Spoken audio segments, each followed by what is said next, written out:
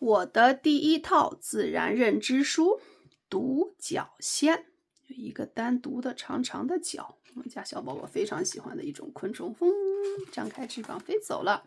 嗨，你认得我吗？我的名字叫独角仙。小蝴蝶趴在它的脚上。我有一身坚硬的盔甲，看上去像不像一个勇士？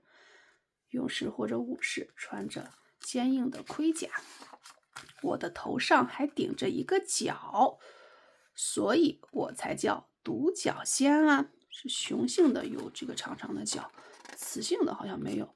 瞧，爸爸头上也长角。对，妈妈和妹妹就没有角了。是的，雌性的是没有长长的角的。快看看，我小时候长这样，是不是有点可爱呢？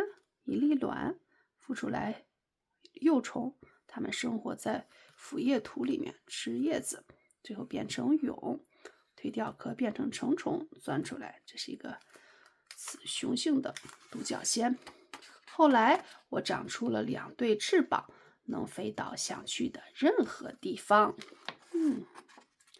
水果是我的最爱，大树流出来的汁液我也喜欢，咂咂嘴，太美味了。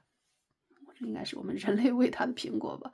它们和其他的小虫子一起吸树上流出来的汁液。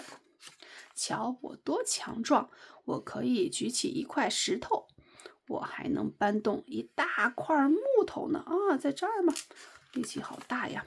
哈，快看，我还能拖动一辆小车。哇，乐高小车里面装着这么多石子，它都可以拖着。什么？你想让我把石头运到河边？没问题。看这边有河水在这边，力气真的很大。哎呀，我们扭打在了一起，2只独角仙在打架。别担心，我们只是在玩游戏。其实我俩是好朋友。但是应该是求偶期间，2只雄性在打架，争夺配偶或者是争夺领地。他们不是打着在玩的。说了这么多，我还不知道你是谁呢。你可以像我这样也介绍一下自己吗？之前在菜园里挖地的时候，看见独角仙的幼虫，我都会把它们喂小鸡。但是自从读了这些书以后，还是留在土里，让它们慢慢长大吧。来介绍一下你自己吧。谢谢，再见。